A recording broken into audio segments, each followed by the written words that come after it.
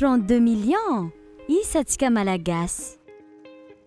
25 millions ndraiky ny malagasy mampiasa isan'andra ny tambazotra orange aty antsinanana dia tantarantapitra isan'ny mampihetsi-po no manomboka tsy eliely noho io tambazotra io toy ny mitranga magnerigna ny nosy antenne relais 100 mahery no apetraka isam-bolagna mampifandray ireo tanànantsika na kely na maventy ireo avantsika ary koa ireo fotoagna mamitsika jiaby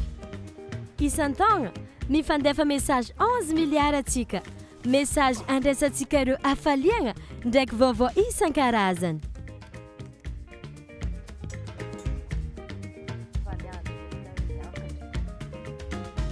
atsinana amin'ny Madagasikara aketo hoe atomboky ndraiky faranana ny tsikitsiky sy ny hatsaran'ny connexion ny andro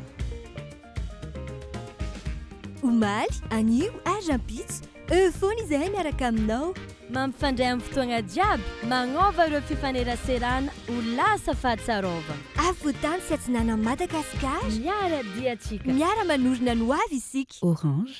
eo anilanao